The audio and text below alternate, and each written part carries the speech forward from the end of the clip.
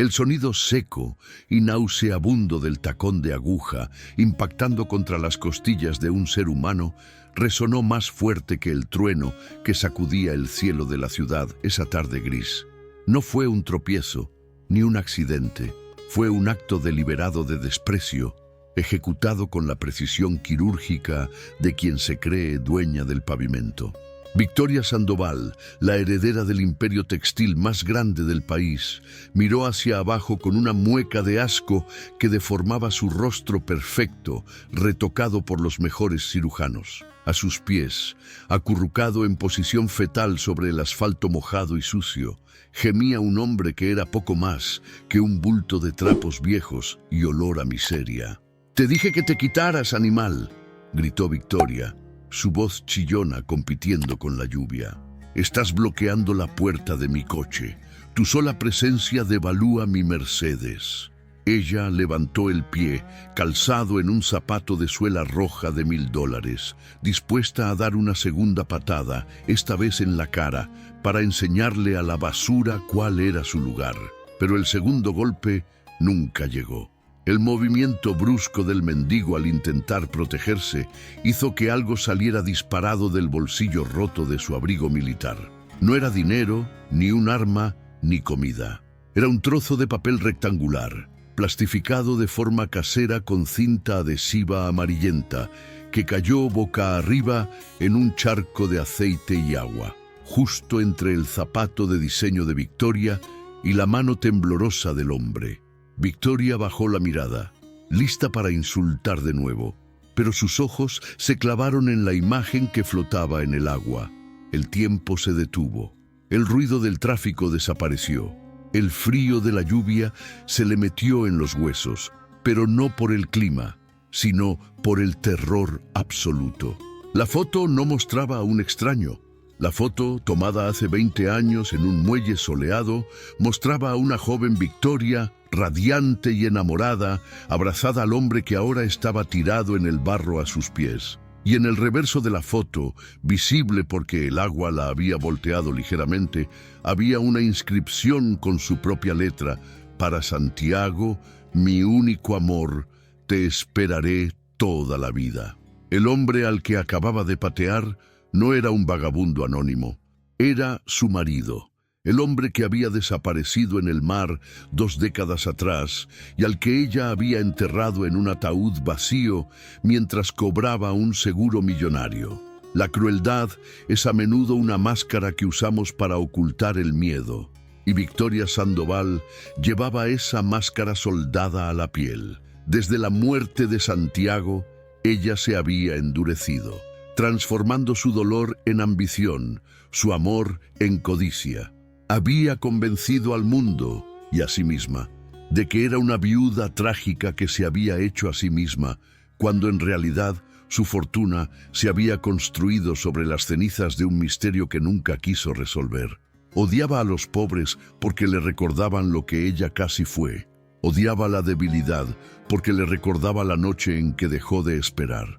Esa tarde, al salir de la boutique más exclusiva de la ciudad, cargada de bolsas que no llenaban su vacío, su paciencia se rompió ante la visión de un indigente obstaculizando su camino. Fue un reflejo condicionado de su nueva naturaleza, eliminar lo que estorba.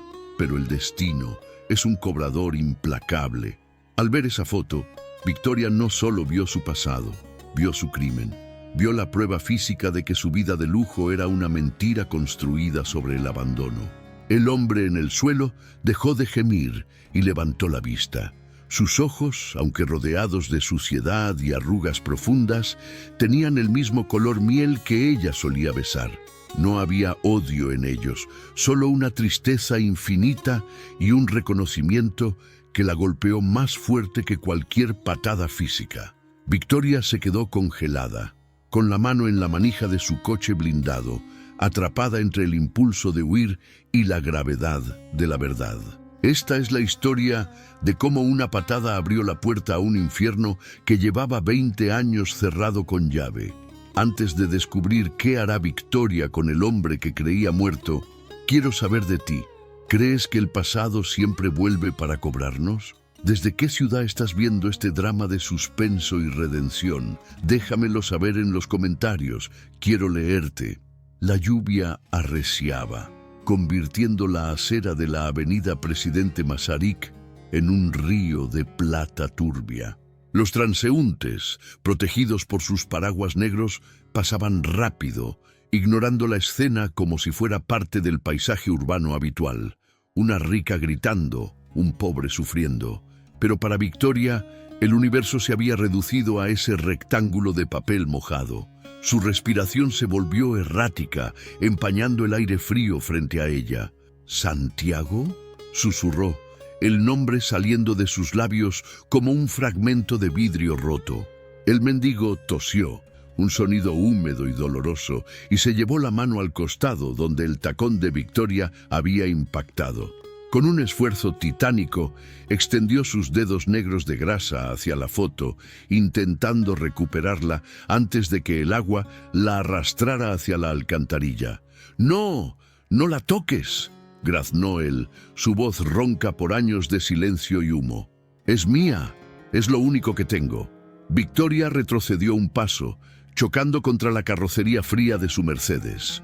Su mente, entrenada para cerrar tratos hostiles y destruir competidores, colapsó. ¿Cómo era posible?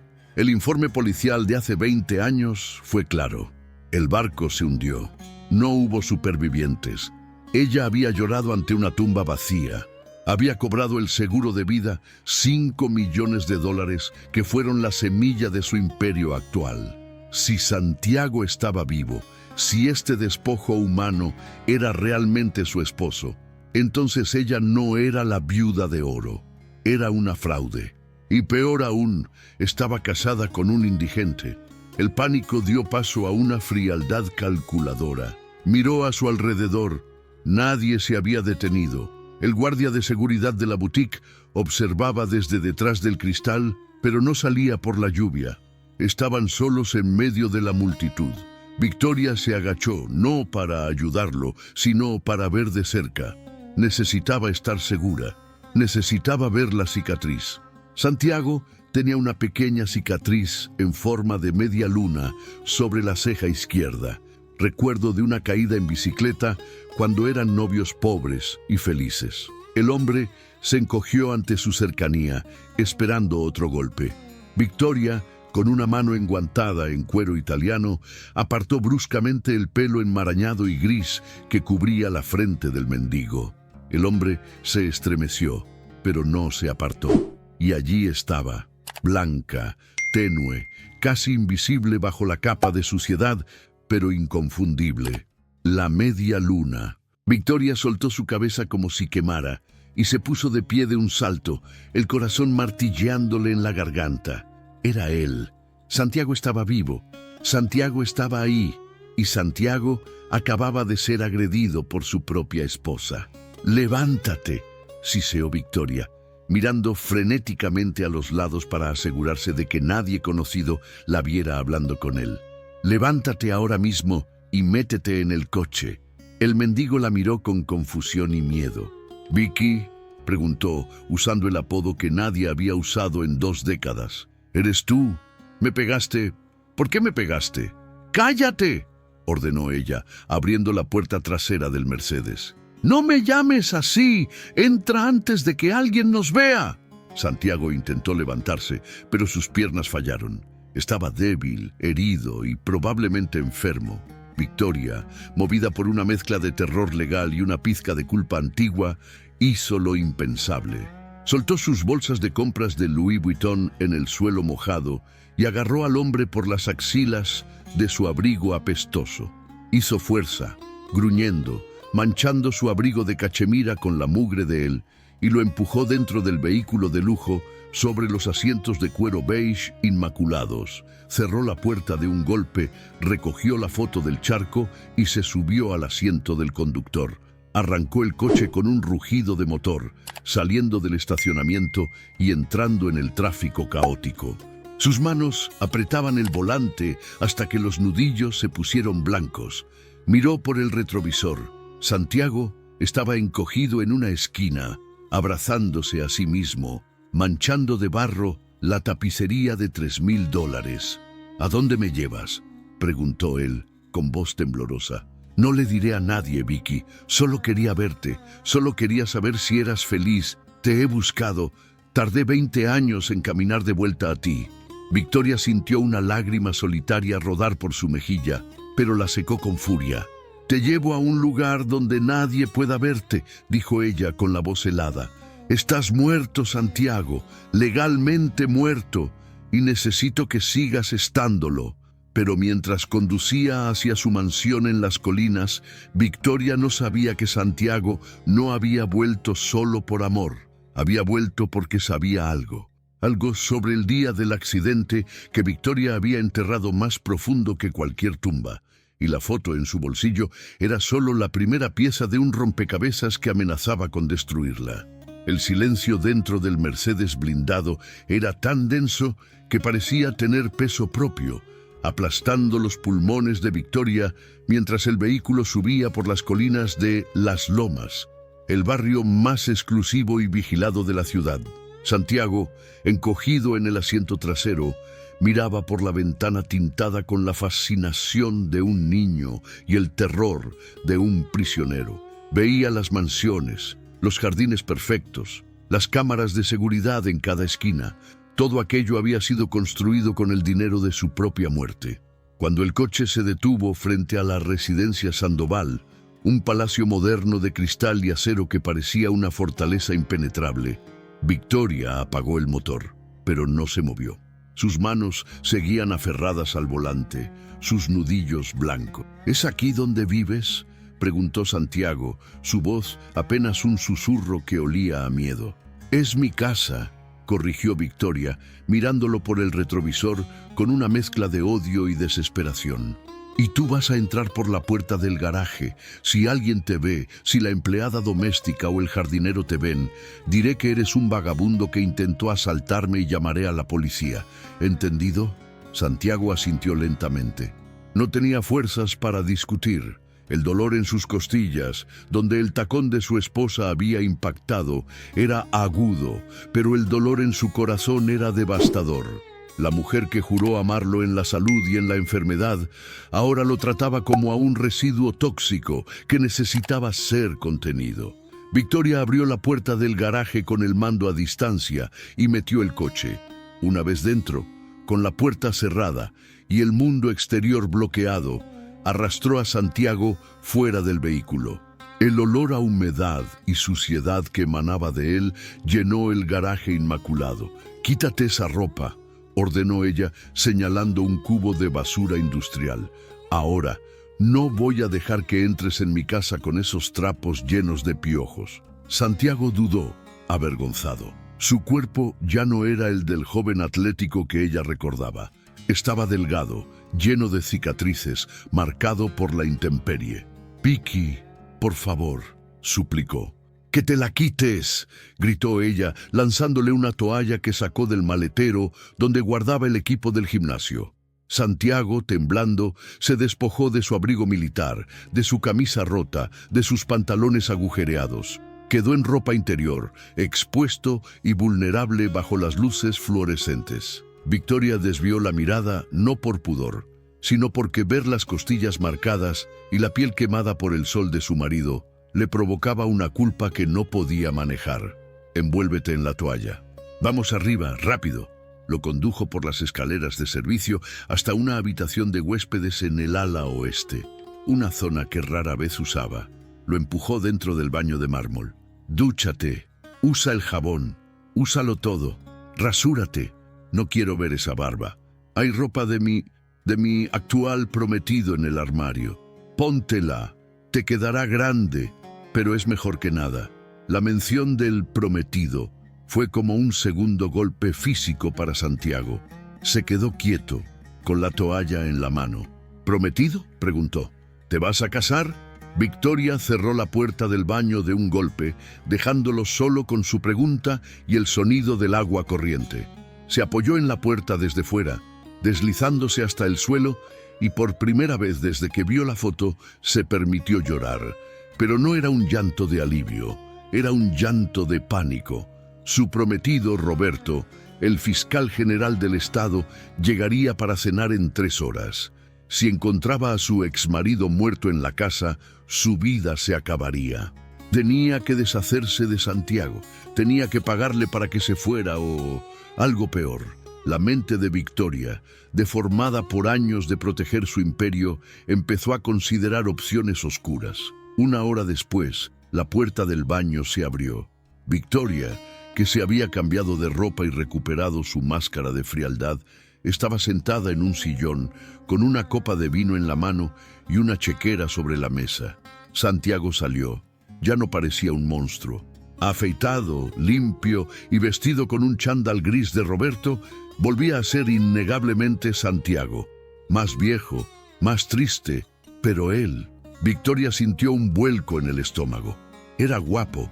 Todavía tenía esa mirada noble que la enamoró cuando eran pobres. «Siéntate», dijo ella, señalando una silla de madera lejos de ella. Santiago obedeció. «Tengo preguntas, Santiago, y quiero respuestas rápidas. El informe dijo que caíste por la borda, que te ahogaste. No encontraron cuerpo, pero encontraron tu chaqueta flotando. ¿Dónde has estado 20 años? ¿Por qué no volviste? ¿Por qué me dejaste cobrar el seguro y construir una vida sobre una mentira?» Santiago miró sus manos limpias, extrañando la suciedad que había sido su piel durante tanto tiempo. «No me ahogué, Victoria. Me golpeé la cabeza al caer. Me desperté 3 días después en un barco pesquero ilegal que iba rumbo a Asia. Tenía amnesia. No sabía quién era. No sabía mi nombre ni el tuyo. Solo tenía pesadillas con agua y fuego». Victoria frunció el ceño. «¿Amnesia? Eso es de telenovela. Es la verdad», dijo él con calma. «Viví 10 años en Tailandia, trabajando en los muelles como un esclavo sin nombre.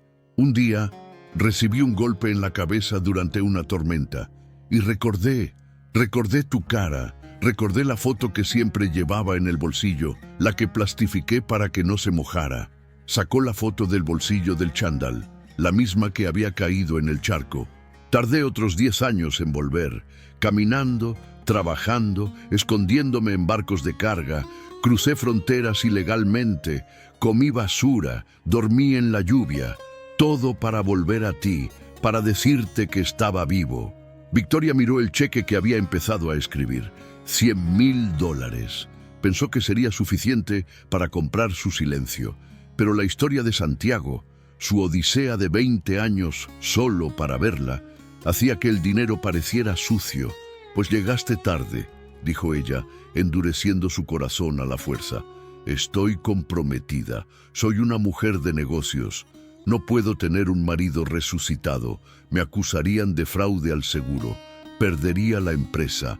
Iría a la cárcel». Arrancó el cheque y se lo extendió. «Toma esto. Es mucho dinero. Vete a otro país. Empieza de nuevo, pero lejos de mí. Para el mundo, estás muerto. Y necesito que sigas así». Santiago miró el papel. $100,000. Podría vivir tranquilo el resto de su vida. Pero no lo tomó. Se levantó y caminó hacia la ventana mirando los jardines de la mansión. «No quiero tu dinero, Vicky», dijo él. «Y no vine solo para decirte que estoy vivo. Vine para advertirte». Victoria se tensó. «¿Advertirme de qué?». Santiago se giró. Su expresión cambió. La tristeza dio paso a una seriedad aterradora. «Cuando caí del barco esa noche, no fue un accidente. No resbalé». Victoria se puso de pie, la copa de vino temblando en su mano. «¿Qué dices? Estabas borracho». «El informe dice...». «El informe miente», la cortó Santiago. «No estaba borracho. Fui a la cubierta porque escuché un ruido. Vi a alguien manipulando la barandilla. Vi a alguien cortando los cables de seguridad». Victoria palideció. «¿Alguien? ¿Quién?». Santiago dio un paso hacia ella. Estaba oscuro, pero vi su reloj. Un reloj de oro con una esfera roja. Y vi su silueta. Me empujó, Victoria. Me empujó para matarme. Y la razón por la que tardé tanto en volver no fue solo la amnesia. Fue el miedo, porque sabía que si volvía, él intentaría terminar el trabajo. «¿Quién?», gritó Victoria histérica. «¿Quién querría matarte? No teníamos dinero entonces». «Tú no, dijo Santiago, pero yo tenía un seguro de vida recién firmado. Y tú tenías un amigo que te ayudó a gestionarlo todo después de mi muerte. Un amigo que te consoló. Un amigo que ahora duerme en tu cama. Victoria soltó la copa. El vino tinto se derramó sobre la alfombra blanca como una herida abierta. Roberto, su prometido. Roberto era el agente de seguros en aquella época. Roberto tenía un reloj de oro con esfera roja. Roberto había estado en el barco esa noche, en la fiesta de despedida. No, susurró Victoria, retrocediendo. Roberto me ama. Él me salvó cuando tú moriste. Él me mató para tenerte, corrigió Santiago, y para tener tu dinero. Y ahora que vas a casarte con él y fusionar las empresas, creo que la historia está a punto de repetirse. Pero esta vez, la víctima vas a ser tú. En ese momento, el sonido del timbre de la puerta principal resonó en la casa. 3 timbrazos largos. Victoria miró el reloj de pared. Eran las 8:00 p.m. Roberto había llegado temprano y ella estaba encerrada en una habitación con el hombre que él había intentado asesinar hacía 20 años. El sonido del timbre reverberó en las paredes vacías de la mansión como el tañido de una campana fúnebre. Victoria miró a Santiago, quien permanecía inmóvil frente a la ventana, una figura espectral en la ropa prestada de su propio verdugo. «Escóndete», susurró ella, con el pánico arañando su garganta. «Métete en el vestidor, no salgas pase lo que pase. Si Roberto te ve, te matará aquí mismo y dirá que fue defensa propia». Santiago la miró a los ojos, y en esa mirada, Victoria vio una determinación que la asustó más que el arma de cualquier asesino. «No me voy a esconder más, Victoria. Pasé 20 años en las sombras. Hoy se acaba». Antes de que ella pudiera detenerlo, el timbre sonó de nuevo, seguido por el sonido de la llave girando en la cerradura. Roberto tenía llave. Victoria corrió hacia el pasillo, interceptándolo justo cuando entraba. Roberto, impecable en su traje de fiscal, con el famoso reloj de oro y esfera roja brillando en su muñeca, sonrió al verla, pero su sonrisa se desvaneció al notar su palidez y el rastro de barro en la alfombra blanca. «Victoria, ¿estás temblando y...? ¿Por qué huele a humedad y a perro mojado aquí dentro?», preguntó olfateando el aire con sospecha. Sus ojos de abogado escanearon el entorno buscando la anomalía. «No es nada», mintió Victoria, bloqueando el paso hacia el salón. «Dejé una ventana abierta y entró la lluvia. No me siento bien, Roberto. Deberíamos cancelar la cena». Roberto la estudió, sus ojos entrecerrándose. No llegó a ser fiscal general siendo ingenuo. Vio las bolsas de compras tiradas en el suelo, vio una segunda copa de vino servida en la mesa y finalmente vio un rastro de huellas de pies descalzos y sucios que llevaban hacia el piso de arriba. «¿Alguien entró?», preguntó, su voz bajando a un tono peligroso. Llevó la mano a su cintura, donde Victoria sabía que guardaba su arma de servicio. «No me mientas, cariño. Sabes que odio las sorpresas». Apartó a Victoria con un empujón firme y caminó hacia el salón, siguiendo las huellas. Victoria corrió tras él. «Roberto, espera, es solo un gato que entró». Roberto entró en el salón y se detuvo en seco. Allí, de pie junto a la chimenea apagada, estaba Santiago. No se había escondido. Estaba esperando. Roberto parpadeó, confundido por un segundo, tratando de ubicar esa cara que creía haber visto hundirse en el océano negro hacía 2 décadas. El reconocimiento fue lento, pero cuando llegó, fue violento. La cara de Roberto se transformó en una máscara de horror absoluto. «¿Tú?», jadeó, retrocediendo y sacando su pistola automáticamente. «¿Cómo es posible? Te vi morir. Vi cómo el agua te tragaba». Santiago dio un paso adelante, sin miedo al arma. «Viste lo que querías ver, Roberto. Viste un obstáculo desapareciendo. Pero los fantasmas aprenden a nadar». Roberto apuntó al pecho de Santiago, su mano temblando por primera vez en su carrera. «Eres un impostor. Victoria, aléjate de él. Es un chantajista». «Baja el arma, Roberto», dijo Victoria, su voz fría y cortante. caminando para ponerse al lado de su marido, no de su prometido. Él me lo ha contado todo. El barco, los cables cortados, el empujón. Sé que fuiste tú. Roberto miró a Victoria, traicionado por la mujer por la que había cometido un crimen. Su miedo se transformó en una risa maníaca. ¿Y qué si fui yo? Lo hice por nosotros, Victoria. Él era un perdedor, un ancla que te mantenía en la pobreza. Yo te liberé. Te di esta casa, este imperio, esta vida. Todo lo construimos con el dinero de su muerte. Si él respira, todo eso desaparece. ¿Quieres volver a ser pobre? ¿Quieres perderlo todo? Roberto apuntó a la cabeza de Santiago. Solo tengo que apretar el gatillo una vez más. Diremos que fue un intruso. Seguiremos con nuestras vidas. Nadie lo sabrá. La tentación flotó en el aire, pesada y seductora. Victoria miró su mansión, sus joyas, su vida perfecta. Todo dependía de ese disparo. Si Santiago moría, el secreto moría. Pero luego miró a Santiago, vio sus manos callosas, su mirada noble, el amor que había sobrevivido a 20 años de infierno, y se dio cuenta de que la verdadera pobreza no era la falta de dinero, era dormir al lado de un monstruo. Victoria miró a Roberto a los ojos y dijo las palabras que sellarían su destino financiero, pero salvarían su alma. Dispara si quieres, Roberto, pero tendrás que matarme a mí también, porque prefiero vivir debajo de un puente con un hombre honesto que en este palacio con un asesino. Se interpuso entre el arma y Santiago, cubriendo el cuerpo de su esposo con el suyo. Roberto gritó de frustración, el dedo crispado en el gatillo. ¡Estúpida! Lo tenías todo. Estaba a punto de disparar, cegado por la ira, cuando las sirenas de la policía inundaron la colina. Luces azules y rojas bailaron en las paredes del salón. «¡Policía! ¡Rodeen la casa!». Roberto corrió a la ventana. «¿Qué has hecho?», gritó. Victoria sacó su teléfono del bolsillo.